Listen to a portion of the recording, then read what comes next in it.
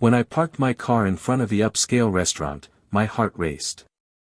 I knew I shouldn't be there, that maybe it would be better to go home and pretend that everything was fine, but something inside me wouldn't let me go. There, among the shiny imported cars, I recognized the vehicle that I had seen leaving the garage of our house so many mornings. Her car. For a moment, I thought it was just a coincidence. But then, the memory of all those nights when she left saying she had late meetings, the quick and evasive messages, the excuses that didn't make sense, all those memories started to come together like pieces of a cruel puzzle. I knew that when I opened the door to that restaurant, I was about to discover a truth that could destroy me. I pushed open the glass door and was greeted by the soft sound of instrumental music, the buzz of low conversations and the smell of expensive dishes that perfumed the space. My gaze wandered around the room, anxious, almost desperate, until I saw them. She and him. Sitting at a corner table, their faces close, smiling as if the world around them didn't exist. Her fingers slid up his arm in a way I hadn't seen them do to me in years. I approached, trying to appear invisible, each step heavier than the last. As I got close enough to hear the laughter, my ears rang. They were so close, so intimate. My chest burned with the feeling of betrayal and anger. I stood a few meters away, so close that I could hear their words. "Are you sure he doesn't suspect anything?" His voice was soft, calm, as if he had all the control in the world. And she, with a smile that broke my heart, replied, "He has no idea." I had to hold myself back from losing control right then and there. I took a deep breath, felt my hands shaking and left before anyone noticed. I didn't know how, but I had to know more. I needed proof, I needed to understand how I got to this point without realizing that my entire life was falling apart. Over the next few days, every time she came out and gave me the same lame excuse, I had an ace hidden up my sleeve. A little piece of technology one put in her car, a tracker that would show me every place she went, every stop, every lie. From there, the game began. I followed her movements on my cell phone, watching the little ball move across the map, while trying to act like everything was normal. She would kiss me on the cheek and say, "I'll be back late," and I pretended to believe it.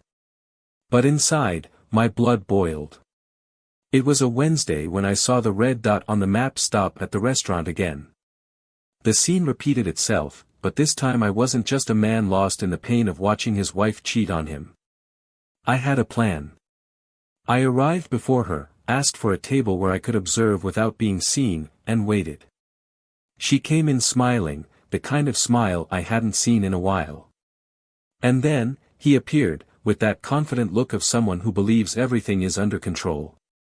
They sat down, ordered wine, laughed like teenagers in love. My stomach dropped, but I wasn't going to let the anger overwhelm me there. "So, is everything ready for tomorrow?" he asked, and for a second I held my breath, waiting for the answer. "Yes," she replied, a sparkle in her eyes, "we'll finally be able to get out of this and start fresh. He won't even know what happened." Each word was like a knife being plunged into my chest, but I didn't give up. I took out my cell phone and recorded everything, every word, every laugh, every touch. I didn't know whether to feel more angry at her, at him, or at myself for being so blind. That night, I couldn't sleep. I tossed and turned in bed, thinking about everything I heard, trying to find a way to put an end to that nightmare. But instead of confronting them there, I decided to wait, watch. If they thought I had no idea, it was because they were overconfident. And that would be their undoing. The following days were like a game of chess. I followed her every move, I knew every place where they were, the exact times when she said she was in a meeting and was actually in his arms. And me? I was there, in the darkness, watching everything and planning every step. It was then that, on a Friday night, I received a notification on my cell phone. Her car had stopped at a motel on the outskirts of town. That was the last straw. I ran to the car, driving like a madman, with my heart in my throat. When I arrived, I parked across the street and waited. I didn't know what I was going to do, but I knew something was going to change forever that night. Later, I saw them leaving, she laughing, holding his hand as if they were two teenagers running away from responsibilities. He pulled her closer and kissed her, without any shame, as if the whole world didn't matter. My heart broke for the 1,000th time at that moment, and I felt my vision blurred by tears. But then, something unexpected happened. My cell phone vibrated with a new message. A message from her to him, full of plans and secrets that I had no idea about. They planned to leave the city, catch a flight the next morning and start life again somewhere else. Together. Leave everything behind, including myself. Tomorrow is the day, the message said. Finally free. Pain and anger mixed together in a way I had never felt before. But as I read those words, an idea began to form in my head. Maybe, just maybe, I could turn the tide before it was too late. I knew I didn't have much time, and every minute counted. They thought they had tricked me, that they had everything under control. But what they didn't know was that I was always one step ahead. And as dawn approached, a decision emerged, clear as ever. I was going to let them think they were in charge. That they would escape without any consequences. And the next morning, I would be there to watch it all fall apart. Because if there was one thing I had learned in that process, it was that the truth always finds a way to surface. And suddenly, the plan I was building started to make perfect sense. I knew the final showdown was coming. I knew I would have to face the pain and humiliation head-on, but this time, I wouldn't be the victim. They thought they were free, that they had gotten rid of me, but they were about to discover that the game was just beginning. And the question that kept echoing in my mind was, how far would you go to make someone feel the same pain as you? Welcome to the channel. Here, we make it clear, betrayal cannot be forgiven and will never be justified. The stories you will hear are fictional, but the message is real. Betrayal destroys lives, breaks hearts and leaves marks that time cannot erase. Now, get ready for an intense story full of twists and turns. A plot that will grip you from beginning to end and show how trust can be shattered in an instant. Catch your breath, because the story begins now.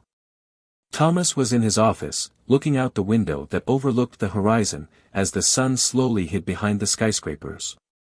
He always found something calming about observing the chaotic movement of the city, as if it could calm the turmoil he sometimes felt inside. That afternoon, however, the calm I sought so much seemed unattainable. The image of his wife Emily's face hovered in his mind like a memory that refused to fade. Thomas and Emily had been married for almost a decade. Their relationship, which began as an overwhelming passion, had transformed into something more stable and, for him, deeper.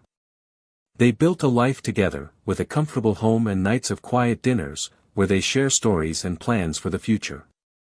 Emily was the definition of a perfect companion for Thomas, charming, intelligent, and always one step ahead, both in her career and in life. She worked at a marketing agency and, despite the long hours, always found a way to balance her professional responsibilities with her personal life. Thomas admired that about her. For him, she was an example of dedication and strength. In the early years of their marriage, Thomas felt that nothing could shake what they had. They laughed at the same jokes, understood each other's eyes and built dreams together. He remembered the nights when they both came home from work exhausted, but still found the energy to cook together, drink a glass of wine, and plan trips they rarely took.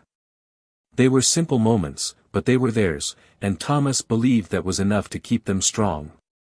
However, the last few months brought a feeling he couldn't explain, like something had changed.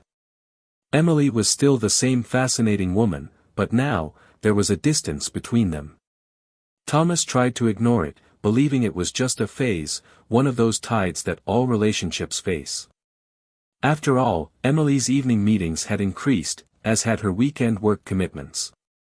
She said it was because of an important new account she was managing, and Thomas, with no reason to doubt, accepted. Still, I couldn't ignore the emptiness I felt when I was alone at home. It was as if a ghost hovered over him, whispering that there was something wrong, something he couldn't see. And that made him restless, irritable. During breakfast, I watched Emily get ready for work, elegant as always, and wanted to ask what was going on. But the courage never came. Deep down, I was afraid of the answers I might receive. Emily, for her part, seemed more distant than ever. Although she continued to be attentive, there was an air of mystery around her, as if she was always lost in thoughts she didn't share. When Thomas asked her about the reason for so much overtime, she smiled and said it was a difficult time at the agency, but that things would soon stabilize.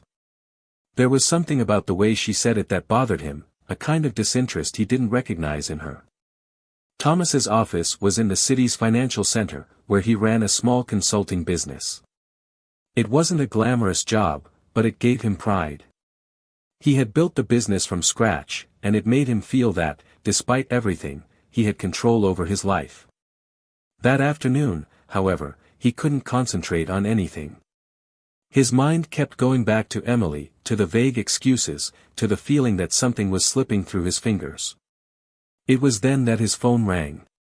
It was one of his best friends, Jake, asking him for a drink after work. Jake was the kind of person who always knew how to ease the burden of a difficult day. With his carefree attitude and sarcastic jokes, he could make Thomas forget about any problem, even if it was just for a few hours. Thomas hesitated for a moment, but eventually accepted. Maybe a talk with Jake could clear his thoughts. They met in a discreet bar, one of those that were hidden between large buildings and that only the regulars knew about. Jake was already there, sitting in the corner, with 2 beers on the table. "You look terrible," he said bluntly as Thomas approached. "Thank you for your kindness, as always," Thomas replied, trying to force a smile. He sat down and picked up the beer, taking a long drink, as if that could wash away the feeling of restlessness that haunted him. "So what's going on?" Jake asked. "You've never been good at hiding when something bothers you." Thomas was silent for a moment, staring into his glass of beer. He didn't want to talk about it, but he knew he had to. "I don't know," he began. "It's just Emily. It feels like something has changed, and I can't understand what it is. She's been working really hard, and I'm not saying I don't trust her, but I feel like something is wrong." Jake frowned. "Do you think she's hiding something from you?" Thomas didn't respond immediately. "I don't know. Maybe it's just in my head. But I can't help but think about it." Jake nodded, trying to choose the right words. "Look, you know her better than anyone. If you think something is wrong, maybe you should talk to her. I know it's difficult, but dwelling on it won't solve anything." Thomas knew Jake was right, but still, the idea of confronting Emily made him nervous. "Maybe I'm just paranoid," he said, trying to convince himself. "She's always been honest with me. Maybe it's just work." But deep down, he knew it was more than that. Recently, Emily was always distracted, looking at her cell phone and rushing to answer messages he never saw. Sometimes he would find her smiling at the screen, as if she was reading something funny, but when he asked, she would quickly change the subject or say it was a coworker. That night, when he got home, Emily was there, preparing dinner. It was a scene that always brought him comfort, but this time, there was a heaviness in the air. He watched her as she cut the vegetables, her movements precise and methodical, and he couldn't help but wonder what she was thinking. "How was work?" he asked, trying to sound casual. "Exhausting, as always," she replied, without taking her eyes off the cutting board. "But I think we're close to getting a big contract. It's going to be worth it." Thomas wanted to believe her, wanted to convince himself that there was nothing more to it, that everything was fine. But when she turned to him and smiled, something in her eyes made him question. There was a coldness there, something he had never seen before. While they were eating dinner, he tried to make conversation, talking about trivial things, but the conversation didn't flow like it used to. She was there, but at the same time she wasn't. And Thomas felt the emptiness grow inside him, as if he were trying to hold water in his hands and it was slipping through his fingers. After dinner, Emily said she needed to do some things on the computer and disappeared into the office. Thomas was left alone in the room, looking at the TV screen without really seeing what was on. And that's when the idea came up. If he wanted answers, he needed to do something about it. And he knew exactly where to start. The feeling that he was about to enter dangerous territory kept him from sleeping that night. But the decision was made. The next morning, he would leave the house with a smile on his face, as he always did, but he would return with a plan. Thomas spent the next few days in a state of restlessness that he could not hide.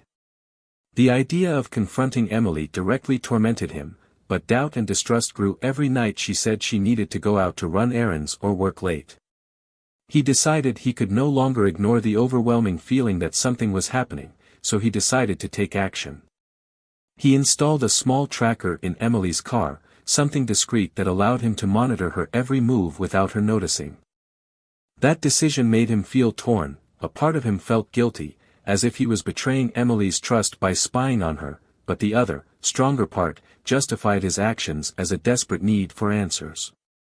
When the tracker started showing the places where Emily went, Thomas felt a kind of relief and tension at the same time. For a few days, her route seemed ordinary, between work and the casual appointments she always mentioned. But one Thursday night, when Emily said she had an important business dinner and asked him not to wait up for her, the tracker revealed an unexpected destination, a residential neighborhood on the other side of town. Thomas saw the dot on the map stop around 8 in the evening and not move for hours. He stared at the screen, his heart beating fast, trying to find a logical explanation for this, but no explanation seemed plausible. The weekend was approaching, and Thomas knew he needed more than a dot on a map to confirm his suspicions. He began to plan, as if he were putting together a puzzle whose pieces only he could put together. Over the next few nights, he paid attention to every word Emily said, looking for any slip-up, any sign that could betray her. And then, on Monday, he saw the opportunity he needed. Emily entered the kitchen early in the morning, already dressed to go out, and casually mentioned that she would need to work late again, that there was a meeting with an important client at a restaurant near the center. Thomas watched her as she spoke, trying to pick up on something in her tone that revealed insecurity, but she seemed calm, unconcerned.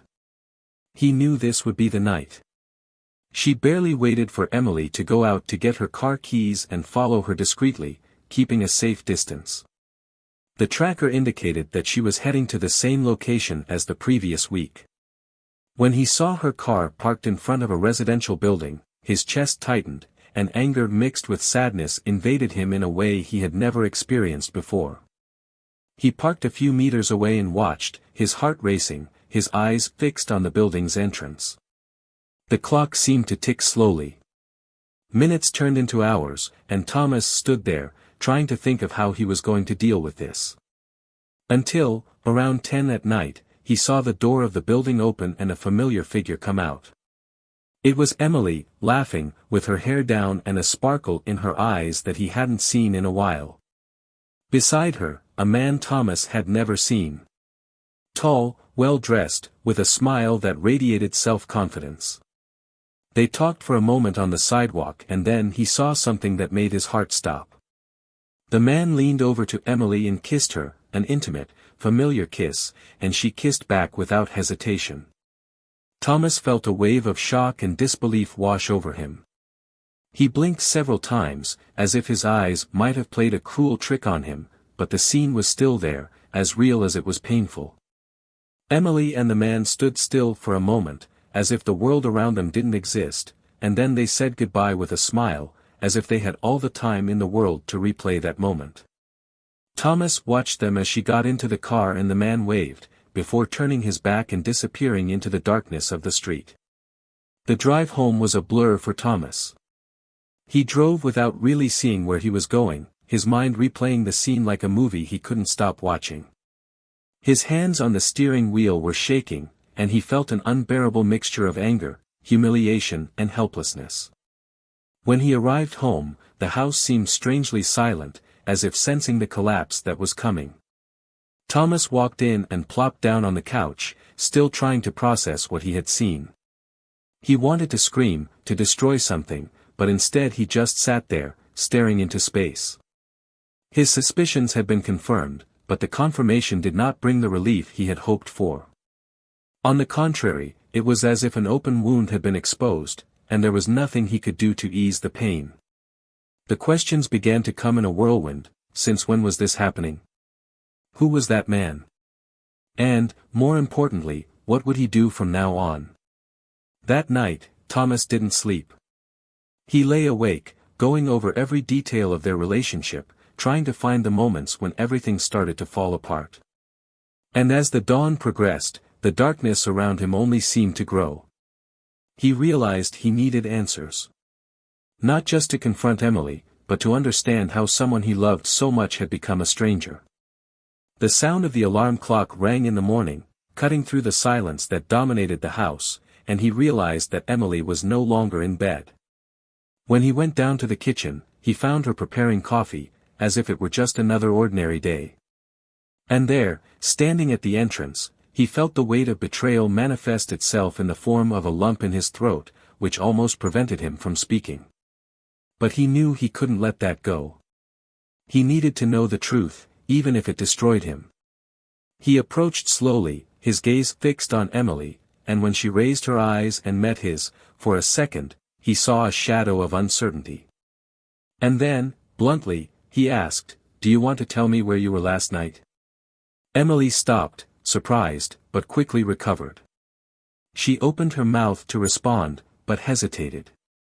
Thomas watched her face for any sign of regret, but found none. "I told you, it was a work meeting," she replied, with a calmness he couldn't understand. He nodded slowly, anger beginning to bubble beneath the surface. "Then why were you kissing that man on the way out?" Emily's expression instantly changed.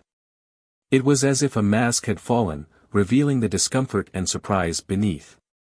She blinked, searching for something to say, but the words seemed to slip out. Thomas knew he didn't need anything else. He had seen enough. And there, in the middle of that kitchen that had once seemed so welcoming, he felt as if the world he knew had silently collapsed, without warning.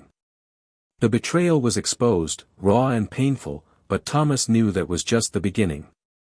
And as Emily tried to explain herself, he realized there was something more, something she hadn't told him yet. Thomas felt the weight of the last few weeks piled up on his shoulders, as if gravity itself had intensified.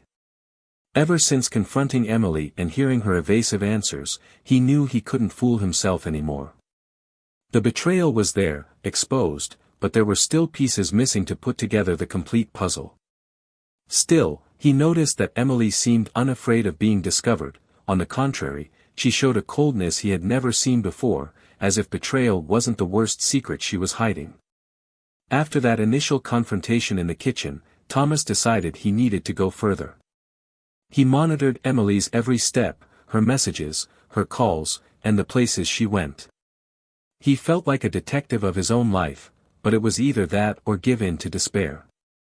One thing kept him awake at night, the message he intercepted on her cell phone. It was from her lover, and it said, "Everything is ready for tomorrow. We meet at 7 a.m. in the same house. The flight is at 10 a.m. Thomas's heart sank when he read that. It was a plan. Emily and her lover were about to leave him behind, abandon everything they had built together and disappear. He had a decision to make: confront Emily once again or follow their plan and discover the full truth for himself. Thomas chose the second option. He could no longer trust her words, he needed to see it with his own eyes. That night, he pretended to go to sleep early, as if he was exhausted from the tension of the last few days. Emily cautiously watched him from afar, waiting until he was lying down before picking up her bag and leaving the house. Thomas waited a few minutes and then followed her, keeping enough distance so as not to be noticed. He felt like he was about to cross a threshold from which he could never come back, but the need for answers pushed him forward. Emily drove through town in silence, stopping at a small, modest house that seemed uninhabited at first glance. Thomas parked a little further back and watched. A few minutes later, the man he had seen kissing Emily appeared, walking through the door as if he owned the place. Thomas took a deep breath and got out of the car, ready to face whatever was happening once and for all. He approached the house silently, looking for a window where he could see without being seen. What he saw made his blood run cold. Emily and the man were in the middle of the room, laughing, with an intimacy that broke Thomas's heart into 1,000 pieces. But that wasn't the only thing that scared him. On the table, he could see open suitcases, scattered documents, and what looked like a pile of money. Emily held some papers and handed them to the man, who examined them with a satisfied smile. "It's all here," she said, and for the first time that night, Thomas heard her voice without the mask she wore at home. "Once we take off, no one will be able to track us. It'll be a new beginning, away from all this hell." "You're brilliant, you know that," the man responded, caressing her face. "I never thought we could do all this without him getting suspicious." Thomas felt like he had been punched. It wasn't just an emotional betrayal, there was something darker and more calculated. He turned away from the window for a moment, his chest burning, trying to control the anger and sadness that threatened to boil over. When he looked again, Emily was on the phone, speaking quietly but clearly nervous. "Yes, everything is fine. He doesn't suspect anything. Tomorrow at 7. We just need him to be at the airport to take care of the boarding. Thomas has heard enough." He got back in the car and drove back home with his head spinning. It was clear that Emily and her lover were planning something bigger than running away together. But what exactly were they aiming for? And who else was involved? Those questions wouldn't leave his mind, and he knew the only way to find out was to confront them. The next morning, Thomas woke up before the sun rose. He was decided. Instead of waiting for Emily to leave to fulfill his plans, he did something he hadn't done in a long time. He woke her up with breakfast, like they used to do in the first years of their marriage. She seemed confused, surprised, but accepted the gesture. "You don't seem too worried today," she commented, trying to sound casual. Thomas smiled, but his eyes didn't reflect joy. "I decided it was time to stop acting like everything was fine," he replied. "We need to talk, Emily." She stopped, visibly tense, and Thomas noticed. For a moment, he felt a flash of fear in her eyes, but it was soon replaced by a neutral expression. "Of course." "About what?" "About last night. About what I saw." Emily was silent, and Thomas could see her mind working, trying to find a way out of the situation. But he wasn't going to let her get away this time. "I know you weren't in a business meeting, Emily. And I know you and that man are planning something for today. So why don't you save me the trouble and tell me already?" The silence that followed seemed endless. Finally, Emily took a deep breath and spoke, in a voice Thomas barely recognized. "You don't understand, Thomas. I needed to do this. We needed this." "What do you need?" Thomas asked, his voice louder than he intended. "Money. A new beginning." "What, Emily? What is so important that you decided to destroy everything we had?" Emily stood up, as if she were about to leave the room, but then stopped and turned to him, her face tense, almost trembling. "You think you know everything, don't you? That life is simple, that people are simple. But it's not. I did what I needed to survive." Thomas looked at her, confused. "Survive what? What are you talking about?" It was then that she broke down. The tears began to flow, but not of guilt or regret, they were tears of frustration, of someone who had held a secret for too long. "You think you know everything about me, but I had to hide it to protect you, and to protect myself." "Protect me? From what?" Thomas asked, completely lost. Emily took a deep breath, as if she was about to reveal something that would change everything. "From the man I was with yesterday. He's not just a lover, Thomas. He's my accomplice. We've been embezzling money from your company for months." The words felt like a shot. Thomas blinked, trying to process. What? What are you saying? That's what you heard, she said, her voice firmer now. I found a way to redirect funds, and it helped me hide it. We were going to use this money to start a new life somewhere else, far away from here. But it wasn't just for us, it was to get out from under someone's control, much more dangerous than you realize. I just didn't think you'd find out before I could sort it all out. Thomas felt the world spin. The pieces finally fell into place, but in a way he could never have imagined. Emily didn't just cheat on him, she deceived him, manipulated his company, and all while pretending to be the woman he knew and loved. And now, the revelation was there, naked and raw, with no chance of being denied. And you think I'm going to let you guys run away like that? He asked, anger bubbling. After everything? Emily looked at him, and for the first time in a long time, he saw a look of genuine despair. I have no other choice, Thomas. I wish things were different. But now, you know everything. And that changes everything. Thomas closed his eyes, trying to control the storm of emotions that invaded him. But he knew the truth had finally emerged. And that was just the beginning of a confrontation that was far from over. Thomas felt the room around him close in, as if the air had become thick and difficult to breathe. Emily's revelation had been devastating, but now, he needed to quickly process what it all meant.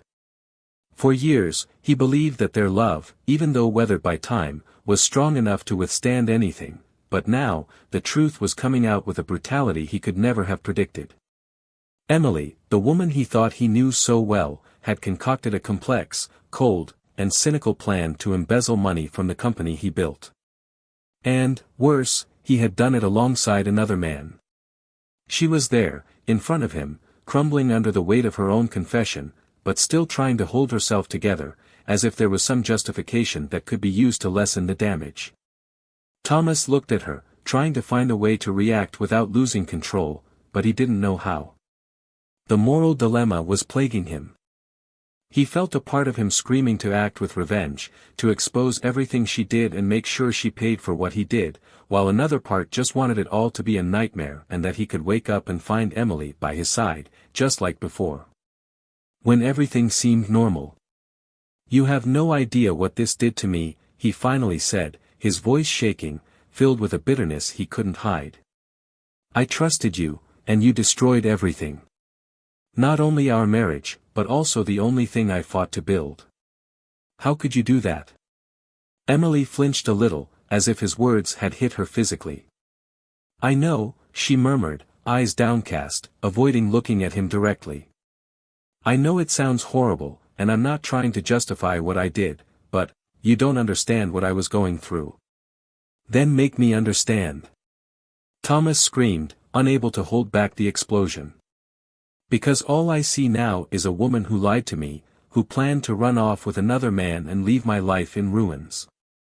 Emily took a deep breath, fighting to maintain her composure. I was trapped, Thomas. You don't know what it's like to live every day feeling like, at any moment, everything could fall apart. I got involved in this because I thought it would be a way to finally have control over my own life, of escaping something you can't even imagine. And when I realized how far I had gone, it was too late. Control, he repeated in disbelief. You wanted control, so you decided to rob the person who trusted you most. And how does this man get into all this? Who is he, and why did you need him to do this? She hesitated before answering, as if the words were difficult to come out. He was a way to escape, she admitted, her voice low. He knew how to move money without leaving a trace, and he promised me that we could get out of here, start a new life without having to look back. I know it seems crazy now, but at the time, it seemed like the only solution. Thomas was silent, processing each word. The moral dilemma that tormented him grew every moment. Part of him wanted to hear more, try to understand how it had started and how everything could have been different. But the other, more cruel part, wanted to hold on to the hatred, use it as fuel to destroy any trace of feeling he might have for her. He knew that the decision he would make in the next few moments would define not only their future, but the very way he would see himself from now on. "You say it was to survive, that it was a way to have control," he said, his voice firm but brittle. "But what about me? Where do I come into this? Was I just an obstacle? An idiot you thought you could fool into getting what you wanted?" Emily finally looked up, and for the first time, he saw genuine tears, not of frustration, but of pain. "I never wanted to hurt you, Thomas," she whispered. "Never. But I was lost. And through it all, I made terrible choices. I just wanted to run away, and he offered me a way out." "A way out," he repeated, the words heavy, almost in disbelief. "Run away. As if everything we built together was a prison for you." The silence that followed was almost deafening. Emily had no more answers, no more justifications. She just stood there, watching the man she loved crumble into frustration and anger. And then, unexpectedly, Thomas did something she didn't expect. He walked away, grabbed his coat and walked to the door. "Where are you going?" she asked, her voice shaking, full of fear. "I'm going to end this the way I should have from the beginning," he said, without looking back. "There are no more lies to hide, Emily. Do you think you're trapped? You have no idea what it's really like to be trapped. I'm going to expose everything, and then we'll see who can escape." She tried to reach for him, perhaps to stop him from leaving, but she hesitated, stopping midway. He felt his heart race at the thought that once he walked through that door, there would be no turning back. "Thomas, please wait. We can work this out. We can find a way out of this together." He stopped, his hand on the doorknob, and finally turned to face her. "Together? How can you say that now? You destroyed any chance of something we could trust each other with. And I won't let you use that as an excuse to drag me into your chaos." She realized his mind was made up, and the panic began to turn into despair. "Please," she begged, tears streaming down her face. "I know I was wrong. But if you tell everything now, not only will I pay the price. You will destroy the company you built, everything you worked for. Is that what you want?" The question stopped Thomas for a moment. It was true. He had the power to expose everything and ensure Emily's betrayal didn't go unpunished, but that would also mean compromising the company, the employees, and, ultimately, the life he'd built. It was a sacrifice he hadn't expected to make, and the weight of the choice was pulling him down like an unbearable burden. But then he realized it wasn't just about exposing the truth or keeping up appearances. It was about recovering something he had lost a long time ago, his dignity. And with that in mind, he looked at Emily one last time, and said, with a calm that hid the deep pain he felt, "No matter what happens, I will take back what is mine. And if you have to destroy everything you built on lies, then so be it." Thomas left, leaving Emily alone, terrified of the consequences that were beginning to emerge in her mind. Uncertainty consumed her, and she knew that no matter how hard she tried, there was no longer any way to avoid what was coming. As he walked through the streets, her words still echoed in his mind. He wondered if he really was prepared to deal with everything he had discovered and what he was about to do. But one thing was certain, he would no longer be a victim, not after everything. The final confrontation between Thomas and Emily did not take place in private, but rather in front of a packed courtroom, where all the lies, cheating and betrayal were exposed in a raw and irrefutable way. When Thomas left the house that morning, there was no longer any doubt about what he would do.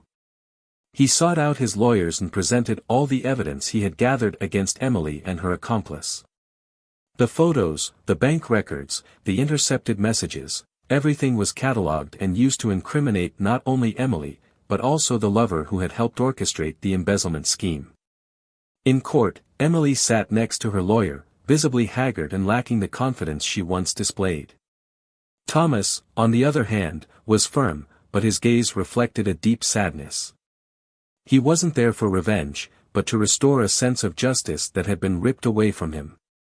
During the entire process, he never looked away from Emily, perhaps hoping to find some regret in her eyes, but all he saw was the reflection of a woman who had been trapped by her own actions. When the verdict was given, it was as if a life sentence had been issued. Emily and her accomplice were found guilty of fraud and conspiracy. She was sentenced to several years in prison, while her lover, who tried to bargain with information in exchange for a lighter sentence, was also unable to escape severe punishment. The promises of a new and prosperous life together turned into ruins, a dream destroyed by greed and betrayal. Emily looked at Thomas one last time before being escorted out of the courtroom. Her eyes were filled with tears, but there were no more words she could say. Perhaps she was hoping for some kind of forgiveness, a last chance at redemption, but all she saw was the steady, distant gaze of a man she had lost forever. And in that moment, she finally understood the weight of her choices, not just the legal impact, but the void she had created by destroying the only relationship that truly mattered. Thomas left the courtroom feeling a mix of relief and emptiness. The truth had been revealed, and those who tried to ruin his life would now face the consequences. But at the same time, he felt a pain that would not be easily erased. The scars left by betrayal were deep, and he knew that no matter how much he had sought justice, there was no real victory there. His life was shattered, and the feeling of loss accompanied him with every step he took away from the court. The next day, Thomas walked into his company's headquarters for the first time since the whole scandal broke. He knew the news had spread, and the employees looked at him with a mix of sympathy and concern. Many feared for the company's future, and it was understandable. But Thomas had no intention of letting the legacy he built fall apart because of other people's mistakes. He called a meeting and, with a firm voice, told everyone that the company would restructure, that he had a plan to overcome the crisis and that, together, they would be able to move forward. Little by little, he managed to regain the trust of those who had doubted that the company would survive the storm. His decisions were calculated and precise, driven by a renewed strength he found in realizing that, even after all the devastation, he still had control over his own destiny. The man who left that court was not the same man who had discovered the betrayal, but someone stronger, more resilient. He lost a lot, but not everything, and that was what motivated him to keep going. As for Emily, the years in prison were hard and unforgiving. Without Thomas's support, without the security of a comfortable life, she was forced to face her mistakes in the isolation of a cold cell. There, the promises of a new life with her lover became a bitter memory, a constant reminder of how she had exchanged something real for a fleeting illusion. Loneliness was her only company, and the letters she wrote to Thomas, begging for forgiveness, were never answered. Time in prison forced her to reflect on every choice, every lie, and she finally understood that there was no justification that could erase the damage she caused. Meanwhile, Emily's once arrogant and confident lover also faced his consequences. After trying to shift all the blame onto her, he was betrayed by his own defense. He ended up paying a heavy price for his attempt to manipulate the situation, receiving a sentence that ensured he would spend many years behind bars, where his influence and charm could not protect him. Years later, Thomas rebuilt his life, slowly but determinedly. He didn't love again like he loved Emily, but he learned to find value in his own company, to value the freedom and peace he conquered. Over time, he began to travel, rediscovering the world outside the bubble he had created. The pain of betrayal was still a bitter memory, but it no longer defined him. What he had, above all, was a second chance to reinvent himself. On the last day of the trial, a reporter asked him how he felt seeing his ex-wife and her lover finally receiving their sentences. Thomas, who has always avoided speaking to the press, replied only one thing: "I feel free." Because, for him, this was the biggest victory. The freedom to move forward, without the shadows of lies and betrayals to drag you back. And so, the story closed. Emily lost everything, including the chance to redeem herself in Thomas's eyes. And he, despite carrying the weight of everything he had experienced, managed to find a way to rebuild his life. Their story was marked by pain, but also by hard lessons and the certainty that the truth, however difficult it may be to face, is always the only path to true liberation. If you made it this far, Tell us what you thought of this story. What is your opinion about the choices each person made? We want to know. And don't forget to subscribe to the channel for more stories like this. Here, we make it clear, betrayal is never justifiable. It destroys lives, relationships and leaves deep marks. See you in the next story.